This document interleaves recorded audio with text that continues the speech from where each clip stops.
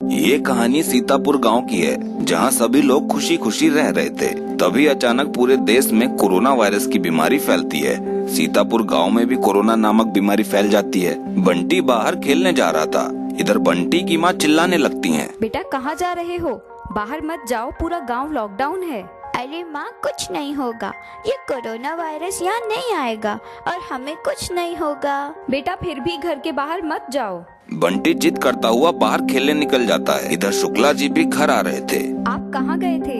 अब से आप बाहर मत निकलिएगा, पूरा देश घर पर बंद रहेगा। अरे कुछ नहीं होगा बंटी की माँ, तुम चिंता मत करो, बेफिक्र रहो। आप लोग इसे हल्के में न लीजिए। शुक्ला जी बात पर ज्यादा ध्यान नहीं देते हैं। वो टालते हुए बोलते हैं, अगर मैं बाहर नहीं गया तो घर में खाना कैसे आएगा? शुक्ला जी इतना बोलकर बाहर काम करने निकल जाते हैं। गांव के बाहर कुछ लोग इधर उधर घूम ही रहे थे। शुक्ला जी सामने कुछ आदमियों से बोलते हैं, भाइयों चलो काम पर जाना है। अरे शुक्ला जी, पर सरकार ने तो लॉकडाउन का बोला है ना। अरे ये लॉकडाउन कुछ नहीं होगा, आप बेफिक्र होके घूमिए। शुक्ला जी और कुछ गांव वाले काम पर जाते रहते हैं। अचानक गांव में खबर आती है कि किसी की कोरोना वायरस की वजह से डेथ हो गई है। शुक्ला जी, बंटी की माँ और गांव वाले सभी नीचे पड़ी लाश की तरफ देखते रहते हैं। लगता है हमें भी लॉकडाउन करना ही होगा, नहीं तो सब धीरे धीरे मर जाएंगे। तभी शुक्ला जी बात को काटते हुए बोलते हैं, अरे भाई साहब डरिए नहीं, कुछ नहीं होगा। हम अगर लॉकडाउन करेंगे तो हम लोग का घर कैसे चलेगा? बात तो सही है, पर लॉकडाउन को सीरियस लेना होगा, नहीं तो और भी परेशानियों का सामना करना पड़ सकता है। सभी लोग सहमति दिखाते हैं, पर शुक्ला जी ज्यादा ध्यान नहीं देते हैं। घर आते ही वो अपनी बीवी से बोलते हैं, मैं जा रहा हूँ बाहर काम पर। ये सुनते ही बंटी की माँ बोलती है, अरे आपको समझ नहीं आ रही है, लॉकडाउन है, हमें घर से बाहर नहीं निकलना है। अरे तुम बहुत डरती हो, कुछ नहीं होगा। इधर बंटी भी बोलता है, माँ मैं जा रहा हूँ जंगल की तरफ घूमने, घर में बोर लग रहा है। नहीं नहीं, बाहर नहीं जाना है। अरे डरो मत, बिंदास जाओ बाहर। बंटी तुरंत दौड़ता हुआ बाहर चला जाता है। कुछ देर बाद शुक्ला जी भी बाहर निकल पड़ते हैं। बंटी जंगल की तरफ जा रहा था, उसे कोई आदमी दिख नहीं रहा था। तभी वो गलती से एक सांप के पैरों पर चढ़ जाता है। वो सांप हड़बड़ाते हुए बंटी के पैरों पर काटता हुआ बिल के अंदर चला जाता है। बंटी रोता हुआ चिल्लाता हुआ घर की तरफ भागता है। माँ मुझे सांप ने काट लिया है। ये सुनते ही बंटी की माँ डर जाती है और चिल्लाते हुए बोलती है, ये क्या हो गया?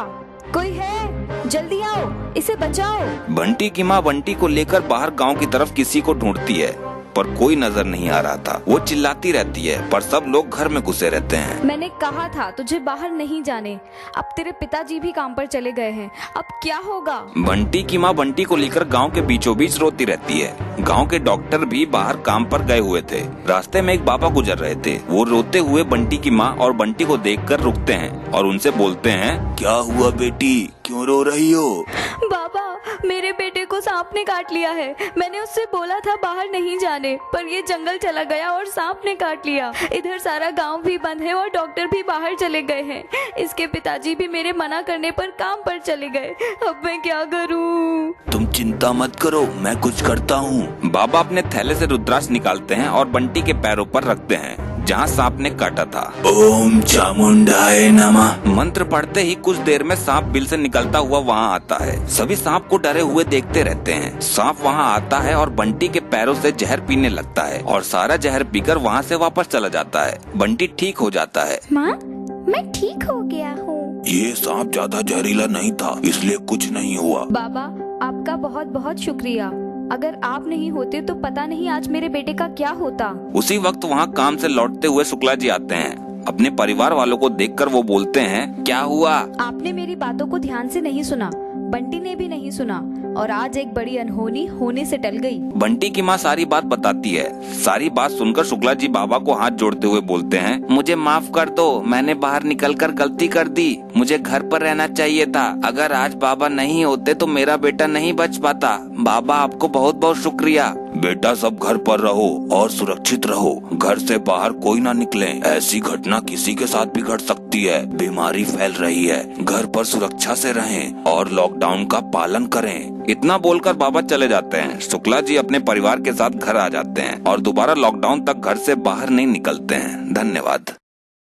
टीवी